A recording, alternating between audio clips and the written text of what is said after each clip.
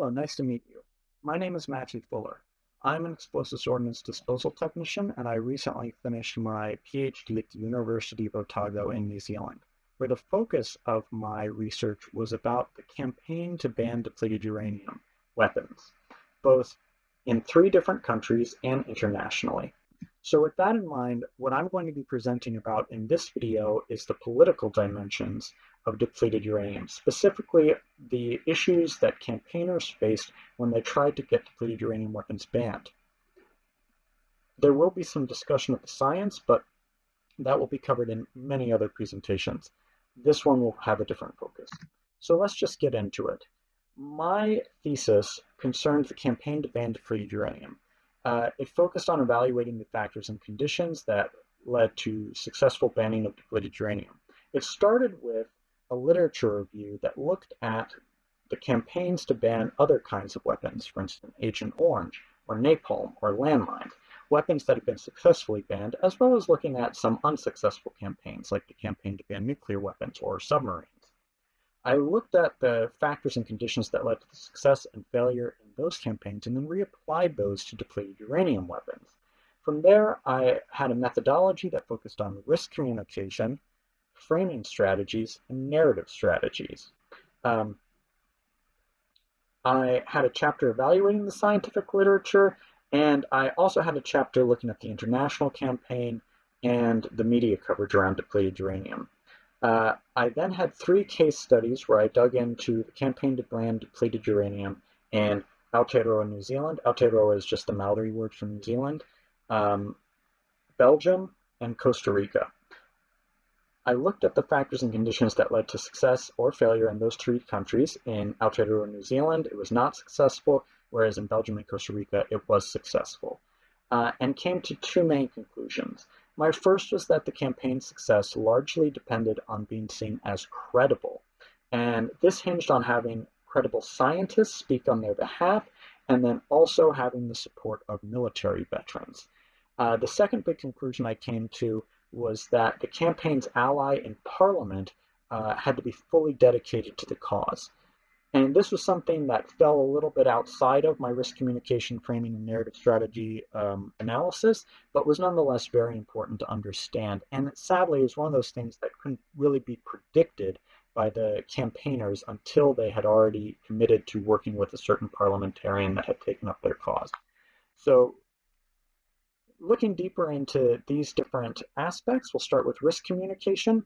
The coinage of good risk communication, or any communication, but in this particular instance, good risk communication, is trust in the message source. Will you believe me when I tell you something? And that comes from William Leese and Douglas Powell, who wrote a book about mad cow disease in 2004. I used their model as my main way of getting into understanding risk communication in regards to weapons in general and depleted uranium weapons in particular. And they had many good points, but when I looked at their analysis and applied it to my own work, as I said earlier, credibility was greatly helped by having good scientists back up the campaigns. So in the case of Belgium, they had two scientists, Keith Baverstock and Henk Vendeker, who were incredibly helpful in presenting to Parliament, making the issue clear, and getting the message across.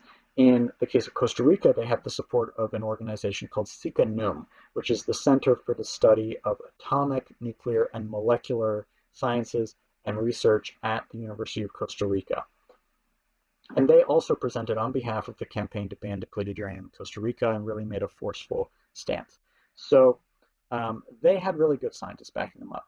In New Zealand, unfortunately, they pinned a lot of their scientific backing on a man named Chris Busby. And Chris Busby has had many articles published in journals, and he's had many articles that I think are fine, but he's also made a lot of big stances that are really hard to prove, and a lot of articles that didn't hold up to scrutiny. And in particular, in his personal life, he wound up being involved in a scandal in 2011 where he got involved with an organization that was selling fake medication to allegedly help people with nuclear fallout from Fukushima in Japan. And this scandal happened in 2011, and the vote to ban depleted uranium in New Zealand happened in 2012. So by the time it finally came up to a vote, they couldn't really use him as a reference, and they didn't really have anybody else to fall back on, and that wound up really hurting their campaign. So this also happened in the international campaign. There are many great scientists doing work in depleted uranium all across the world. You'll meet many of them. You'll talk to many of them in this conference and over the course of these many years that you'll be looking at this subject. But there are some that are less reputable, and they wound up becoming very famous. And because they were famous, they were seen as like the face of this issue. And then when they had a bad session or a bad scandal, or they got involved in conspiracy theories, it wound up hurting the entire movement as a whole. In particular, one person named Doug Rockey, who started off being seen as very credible because he was a military veteran in the United States and he had a PhD and he had experienced depleted uranium directly. It was thought that he would be a really good source that they could rely on. But then he got involved in a lot of conspiracy theories, and a lot of his own personal story wound up coming under scrutiny, and it hurt the movement as a whole when he lost credibility. Finally, the support of military veterans was key to credibility, especially those who either had been or would be exposed directly to depleted uranium weapons. In the case of Belgium, the campaigners were able to get the full support of the Belgian Veterans Union. They came in strong and said that they supported the campaign to ban depleted uranium weapons, that Belgian veterans had gone to Afghanistan, they'd gone to the Balkans where these weapons had been used, and they didn't want to be exposed to them. And that really helped the cause. In New Zealand, they could not get the support of the RSA, the Return Services Association. And those would have been the people, New Zealand soldiers, that would have gone directly and fought in Afghanistan or the Persian Gulf War, where they would have been exposed directly.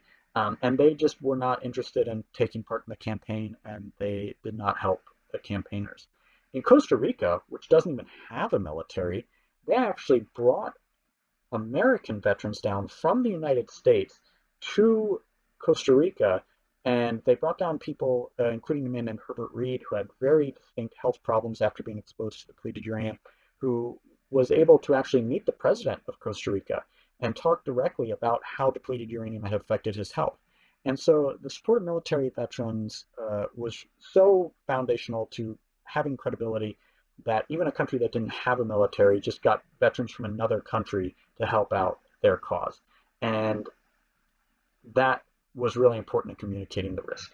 So when we get into framing and narrative strategies, framing is something that the campaign is in control of. It's just how they frame their messages, right in the name, right? What do you leave in? What do you include? What do you not include in terms of making a good argument?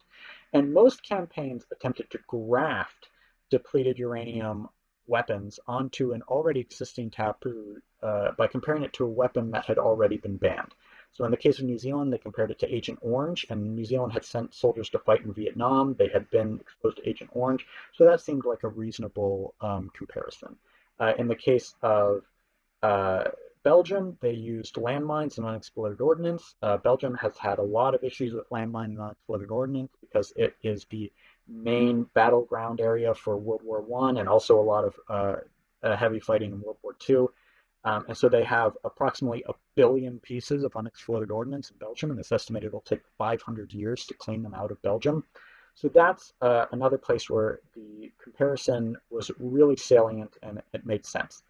Finally, in Costa Rica, they grafted the campaign to ban depleted uranium both onto the campaign against the invasion of Iraq and a campaign against nuclear waste. And in both instances, they weren't necessarily appealing to something that affected Costa Rica directly, but something that politicians in Costa Rica cared a lot about. Both the presidents of Costa Rica, both administrations that they would be working through. And it worked. And I think actually all three strategies made sense in the cultural context that they were in. Just two of them were more successful than the other two. Finally, narratives are larger. It's the stories we tell about like our nations. You know, what does it mean to be Belgian? What does it mean to be Costa Rican? What does it mean to be a Kiwi? And what the campaigners are trying to do is not create something out of whole cloth, but to implot their story onto a larger national narrative. And in the case of Costa Rica, they tried to implot themselves onto the larger national narrative of Costa Rica as a peaceful nation. Again, they don't even have a military, so banning depleted uranium weapons, one more thing we can do for world peace. And in the case of Belgium, they wanted to graft or implot their campaign onto the narrative, the Belgian national narrative of being a little country that stands up against big countries. And in the case of Belgian history, there's a lot of Belgium standing up against the Germans in World War I and World War II. In fact, you can go all the way back to the Belgians fighting against Julius Caesar when he conquers Gaul.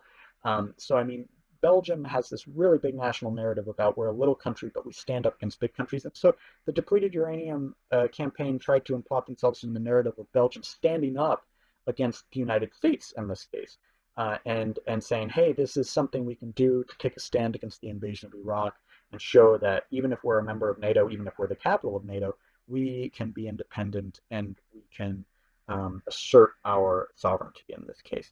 So it worked very well. New Zealand tried to implot themselves on the campaign of implot their campaign into the national narrative of New Zealand as a nuclear-free country. And that makes sense if you look at New Zealand history. It's a nuclear-free country. That's a huge part of the national narrative. But they ran up against the narrative of New Zealand being a good ally. So New Zealand has a national narrative of, hey, when our friends need us, we're there to help. And so because the United States and the United Kingdom are both traditional allies of New Zealand and both use depleted uranium weapons, it wound up really hurting them that there was such a strong counter-narrative. And of course, in the international campaign, there was an attempt to graft New Zealand onto Agent Orange and other weapons that have been banned, and they faced the strong counter-narrative that depleted uranium was just one more conspiracy theory. This is just another example of people that don't know anything about science, and they are making fools of themselves, and you'll be made a fool of if you go along with them. So that was the counter-narrative that the international campaign faced. And actually, the key to success here was just not having a strong counter-narrative. There really was no counter-narrative in Belgium. There really was no counter-narrative in Costa Rica. So that really helped the campaigners because they didn't actually have to argue against anybody, at least in that way. So finally, just to summarize, the key to success is credibility. It's important to have good scientists and good science on your side. You might not succeed if you have that, but you will definitely be hurt if you don't have that. Similarly, having military veterans really helps make it more personal and gives credibility in that very hands-on way that sometimes scientific studies can't show. And then in terms of framing, you want to try to have your weapon be put in the context of other weapons that have been banned, and narratives, the most important thing is just not to have a strong counter-narrative. And as I said, the key for a parliamentary ally is that you have an ally that's really strong and really supports your cause. And so those are all important things. Again, my name is Matthew Fuller. This is basically what my PhD was about, and I hope that it was of some use to the toxicologists watching. Thank you very much. Bye.